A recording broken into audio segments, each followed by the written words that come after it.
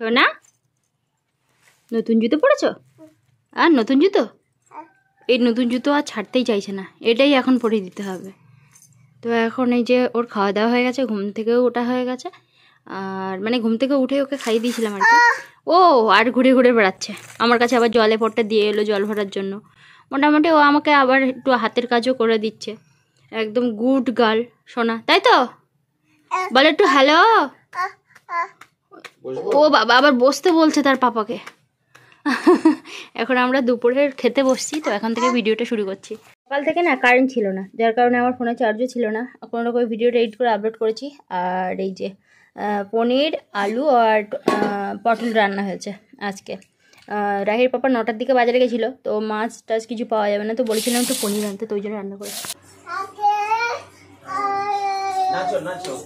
হরে কৃষ্ণ কৃষ্ণ কৃষ্ণ হরে হরে।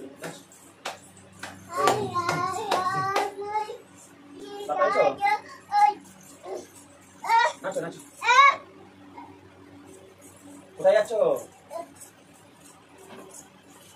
কি করবে? তোর মা পাগল হয়ে গেছে, তোমার বিশ্বাস হচ্ছে না? সকাল থেকে উঠে শুধু রিলস দেখছে, তোমার বিশ্বাস হচ্ছে না? তোমার মা পাগল হয়ে গেছে, তোমার বিশ্বাস হচ্ছে না? হচ্ছে না? তোমার মা পাগল হয়নি? তোমার মা পাগল হয়ে গেছে, তোমার বিশ্বাস হচ্ছে না? তুমি ভালো আছো পাপা? এই যে তুমি ভালো আছো? প্রতিদিন শুধু 2 হাতের মধ্যে দিয়ে দেয়, দিয়ে আর খুঁজে পায় না, তখন কাঁদে। কি হবে আমার এই ছোট্ট মতন দুষ্টু বুড়িটার? এইটা না, আরটা কই? এইটা দিতে, এই বড়টা আগে। সকাল থেকে উঠে ভীষণ পড়ে নিল, বাবারে বাপ কি সব পড়েছে ভগবান, কোথা না কোথা দাগ দিয়েছে। দিয়ে এই যে তার বাবার বই তো পড়াশোনা হয়ে গেছে। শোনা, উফ আবার লেখা শুরু করেছে। লেখো লেখো লেখো, এবছরই আমি হাতে ঘড়ি দিয়ে দেবো। একজন ফ্রেন্ডস কমেন্ট করছিলেন যে তোমার মেয়ে যখন এত লিখছে আর এত লেখার ইচ্ছা যখন, তাহলে হচ্ছে হাতে খড়ি দিয়ে দাও, কেননা হাতে খড়ির কোনো বয়স হয় না। তো দেখি এবছর আমি সরস্বতী পুজোর সময় যদি হাতে খড়িটা দিয়ে নিতে পারি। এত পরিমাণে লেখার ইচ্ছা আমার মেয়ে, লিখেই তো পুরো শেষ করে দিচ্ছে। এত ছোট বয়সে অনেক সময় মানে বাচ্চাদের হয়তো পেন ধরতে বা পেন্সিল ধরতে অসুবিধা হয়, তো ইয়ের তো মানে সেই প্রথম থেকেই ও পেন নিত, যে কারণে ও শিখে গেছে আর কি। সময় এখন হচ্ছে 7টা 38, আর আজকে তারিখ হচ্ছে অক্টোবরের 6। সকাল থেকে একটা ভিডিও শুরু করলাম। আজকে সকাল থেকে বৃষ্টি হচ্ছিল ঝিমঝিম করে, আর এখন হচ্ছে না, তবে মেঘলা। আর এই যে দুষ্টু বুড়ির কাছে আমরা বসে আছি, কেননা আজকে হচ্ছে রবিবার, দুজনেরই টিউশন আজকে সকালবেলাটা নেই। মাঝে মাঝে একটু যোগ ব্যায়াম করে নেয়। প্রতিটা বাচ্চা ওইরকম করে, প্রতিটা বাচ্চা, তাই তো শোনা? এরা শোনা, এই দুষ্টু, এই দুষ্টু বুড়ি, এই মাম্পু, এই দেখ। আজকে না আমি আর কোনো ভিডিও করতে পারিনি, আর দেখা হচ্ছে আপনাদের সঙ্গে পরের দিনের ভিডিওতে। এটা পরোটা বানিয়েছি, এটা একটু অন্য ধরনের। আমি ভেবেছিলাম আলু পরোটা করব, তো আলু টালু সেদ্ধ করেছি, তো পরে আমি সেটা না করে অন্য কিছু করেছি। ওই একটু ছাতু, তারপরে একটু আটা দিয়ে আর আলুগুলো দিয়ে একটা ডিম দিয়ে সমস্ত মশলা পেঁয়াজ কুচি দিয়ে আর এরকম করে বানিয়েছি আর কি, একটু তেল দিয়ে ভেজে। খেতে খুব ভালো হয়েছে। রাহির পাপা জিজ্ঞাসা করছিল কী দিয়ে বানিয়েছো, তো একটু ছাতু দেওয়ার কারণে টেস্টটা আরও বেশি ভালো হয়েছে। তো এটাই হচ্ছে আমাদের সকালবেলার খাবার। দেখতেই পাচ্ছেন আমার নতুন রান্নাঘরে মাটির উনানের কাজ শুরু হয়ে গেছে। তো প্রথমে চিন্তা ভাবনা ছিল একটা উনান করব, তারপর রাহির বাবা বললো 2টো উনান করো, দুদিকে হচ্ছে রান্না হয়ে যাবে। তো 2টো উনান করলে সব কিছু গুছিয়ে তারপরে গিয়ে একসঙ্গে বসতে হবে। আর একটা উনান হলে সুবিধা কি, যে আমি ভাতটা বসিয়ে দিলাম, তার মধ্যেখানে আমি আবার অন্য তরকারি কি রান্না করব সেটা আবার রেডি করে আনতে পারলাম। আর জড়া উনান হলে হাতে সময় নিয়ে সব কিছু গুছিয়ে টুছিয়ে তারপরে গিয়ে আনতে হবে, নাহলে আবার মানে জড়া উনানে রান্না করা যাবে না। তো যাই হোক, এই এই যে রাহির বাবা বললো বলে আবার এই যে জোড়া উনান করা হচ্ছে। তো প্রথম ভাবা হলো যে ঝিকি করা হবে, ঝিকি উনান করা হবে, তারপরে আবার চিন্তা ভাবনা মানে যখন মানে কাজে লেগেছি যে চিন্তা ভাবনা নিয়ে, পরে কিন্তু সেটা একদম পুরো পাল্টে গেছে সময়ের পর, মানে সাথে সাথে সে একদম পুরো উল্টে পাল্টে গিয়ে অন্যরকম একটা উনান হয়ে গেছে। পরপর দেখতে থাকুন, আশা করি উনানটা দেখতে আপনাদের ভীষণ ভালো লাগবে। আমার মেয়ে ঘুমোচ্ছিল, ওকে খাইয়ে দিয়ে ঘুম পাড়িয়ে দিয়েছিলাম। এই যে ঘুম থেকে উঠে এসেছে, ঘুম থেকে উঠলেই ওকে একটু জল খেতে দেওয়া হয়। আর আমাদের পুজোর কেনাকাটা হয়ে গেছে, আমার শাড়িটা আবার একটু ওই পিকো টিকো কী করতে হয় সেগুলোর জন্য আবার দিয়ে এসেছি, আর ব্লাউজটা কাটাতেও দিয়ে এসেছি, যে কারণে আমি আর আমার শাড়িটা দেখাতে পারছি না। সোনার জন্য যে জামাটা কিনবো, তো মানে তেমন মানে ভালো কিছু পাচ্ছি না সোনার জন্য, ঠিক আছে। তো ওই জন্য সোনার জন্য মানে সন্ধেবেলা ওর বাবা যাবে গিয়ে কিছু একটা আনবে, আর রাহির বাবার জামা কাপড় কেনা হয়ে গেছে। তো সবগুলো আপনাদের কাছে শেয়ার করব, কিন্তু রাহির বাবার আবার প্যান্টটা পাল্টাতে হবে, মানে নিয়ে এসেছে ঠিক, কিন্তু একটু ঢিলা ঢিলা হয়েছে আর কি, মানে যে সাইজও পরে সেটাই নিয়ে এসেছে, কিন্তু একটু ঢিলা ঢিলা হয়েছে আর কি, ঠিক আছে। তো সেটাও পাল্টাবে। তো এই করে করে আপনাদের কাছে আর শেয়ার করা হচ্ছে না, কিন্তু টুকটাক মোটামুটি যা নেওয়ার আমাদের নেওয়া হয়েই গেছে, কিন্তু এদিক ওদিক করে একটু পাল্টাতে হবে, একটু মানে আনতে হবে এনে, তবে সব একসঙ্গে করে আবার দেখানো হবে, ঠিক আছে। তো ওই জন্য দেখাতে পাচ্ছি না। সোনা কিন্তু একদম মানে কাদামাটি একদম মাখতে চায় না, আর যদিও লেগে যায় হাতে পায়ে সঙ্গে সঙ্গে চিৎকার করে যতক্ষণ না ধুয়ে দেওয়া হয়। ওর বয়সের সব এরকম পুচু পুচু বাচ্চাগুলো সব এত কাদামাটি মাখে, তাদের কাদা দেখলেই মানে মুখে দিয়ে দেয়, এরকম করে। কিন্তু আমার মেয়ে দেখেছেন আস্তে আস্তে করে পাটা কেমন তুলে নিল উপরে, মানে কাদায় রাখবেই না পাটা আর কি। তো ওর বাবা আবার একটু চওড়া করে দিয়েছে ওই জায়গাটা, যাতে একটুখানি ভালো করে বসতে পারে আর কি পাটা তুলে। তো ওর বাবা ওই জিনিসটা লক্ষ্য করে এত হাসছিল। আমি বলছি ও তো বরাবরই ওরকম করে, একটু পায়ে কোনো কিছু কাদা বা কোনো কিছু লাগলে সঙ্গে সঙ্গে চিৎকার করে। তো যাই হোক, তারপরে বলছিলাম যে একটুখানি জুতোটা এনে পরিয়ে দাও, বাবা বলছে না আমাদের পাশেই আছে যখন, তো অসুবিধা নেই, রান্নাঘরের মধ্যে, তো ওই জন্যই পড়ালো না আর কি। আর এমনি এখানে খুব একটা অসুবিধা নেই। তো যাই হোক, ওর বাবা এখন এসে বলছে যে পাশে কি তাহলে একটা উনান করবে, এটা তো জোড়া উনান করছো, তাহলে সুবিধা হবে, পাশে যখন জায়গা আছে। তো আমি বললাম যে দেখো তুমি যদি করতে পারো করো, আর না হলে হচ্ছে এই জোড়া উনানই থাকবে, ঠিক আছে। তো এখানে আবার একটু গামলা টামলা বসিয়ে দেখছিলাম, তো রাহিত বাবা বললো গামলা নয়, তুমি একেবারে হাঁড়ি আর কড়া বসিয়েই দেখো যে কেমন কি হচ্ছে। যদি ছোট হয়ে যায় তবে পরে কেটে ফেলা যাবে, কিন্তু বড় হলে না পরের দিকে আর কিছুতেই মাটি দিয়ে ছোট করলে না সেই মাটি আর থাকে না, ওই বারবার করে ঝরেই পড়ে যায় আর কি। তো ওই জন্যই আর কি বসিয়ে দেখা। আর রাহির বাবা বলছিল যে আরে এদিকে তো টেরা বাঁকা হয়ে গেছে, তুমি বুঝতে পারছো না। আর আমি এক জায়গায় বসে বসে যেহেতু এ করছি, তো ওই জন্য বুঝতেই পারছিলাম না।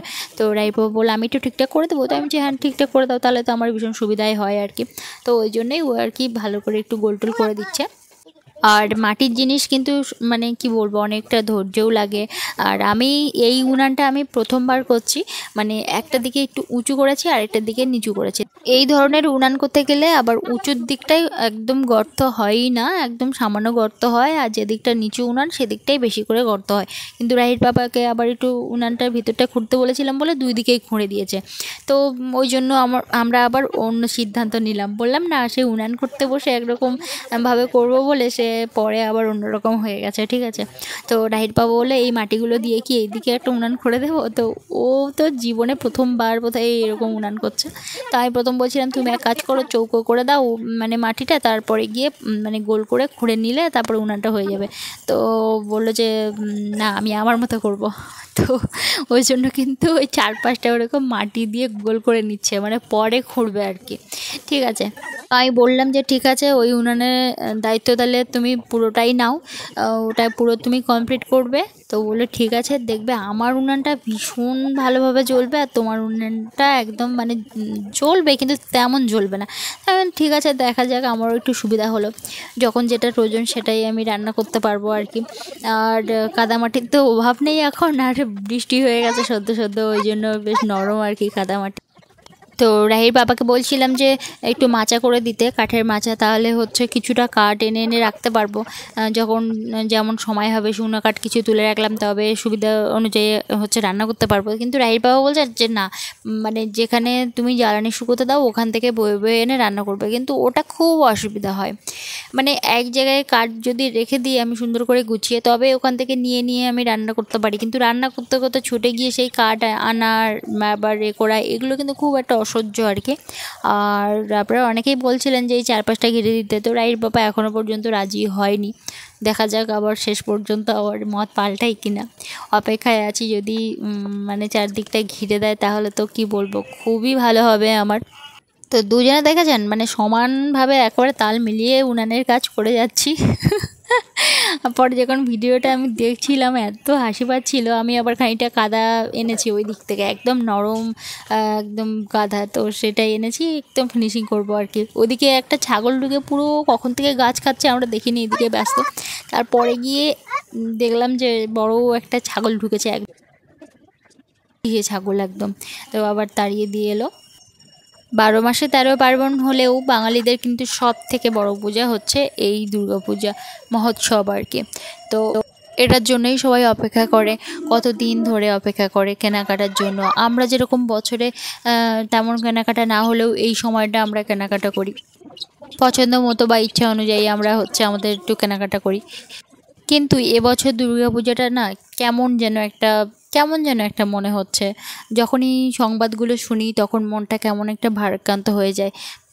দেখুন, পুজো আসার আগেই তো ভীষণ একটা আনন্দ হয়, পুজো এলে তো ঝপ করে আবার শেষ হয়ে যাবে, কিন্তু এবছর যেন সেটাই আর কি নেই।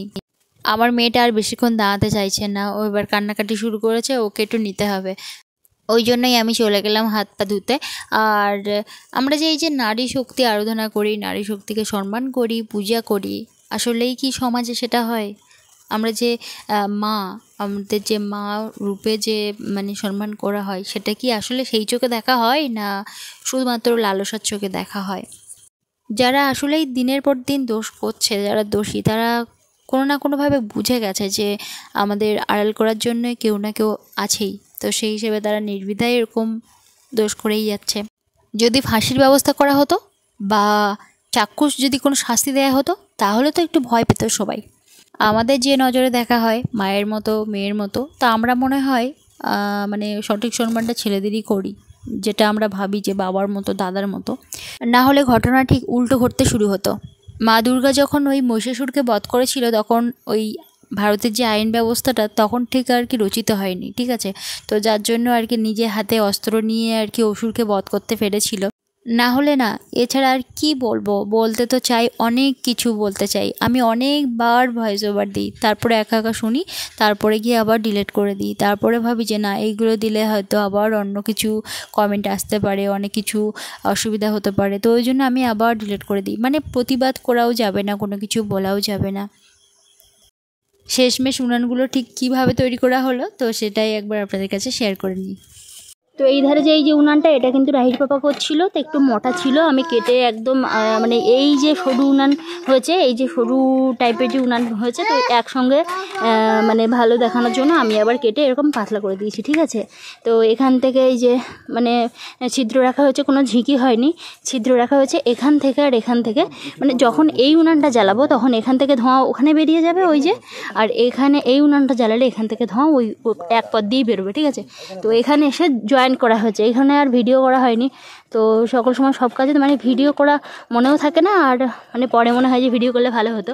তো এখানে কিন্তু মানে জয়েন হয়েছে আর কি, এইখানে ছিদ্র আর এখানে এই যে ছিদ্র বেরিয়ে এখানে জয়েন্ট হয়েছে, তারপরে গিয়ে এরকম একটা মুখ বের করে দেওয়া হয়েছে। তো কালকে আবার মঙ্গলবার, আজকে হচ্ছে সোমবার, তো তার জন্য এই মুখগুলো খুলে রাখা আজকের মানে ভালো আর কি। না হলে মঙ্গলবার আবার হচ্ছে বুধবার পড়বে, তারপরে কি খুলতে হবে, আর বেশি শক্ত হয়ে গেলেও মুশকিল হয়ে পড়ে। তো তাই সেক্ষেত্রে উনান বেশি ফেটে যায়। এরকম একটু আদা আদা শক্ত হয়েছে, তখন কাটাই ভালো। তো ওই জন্য আজকে দেখি দুটো মুখ কেটে দেবো, আর নতুন করে দেখি কোথায় গিয়ে মাটি লাগাতে হয়। মাটির উনান তো এখন বারবার করে দেখতে হবে কোথায় মাটি লাগাতে হবে, কোথায় তুলতে হবে, এই ব্যাপারগুলো। তো যাই হোক, এখন কিছু কাজ করে নিই, আর ফাইনাল আমাদের উনানটা এরকম হচ্ছে। আর এটা অনেকটা বড় করছিল রাহির বাবা, আমি ছোট করে নিয়েছি, বলছিলাম যে বেশি বড় হলে মানে বাইরে বৃষ্টি ওর মধ্যে ঢুকবে, বেশি হাওয়া ওর মধ্যে ঢুকবে, তখন উনানে জাল দেওয়া যাবে না, ওই জন্য আমি ভেতরটাই করেছি।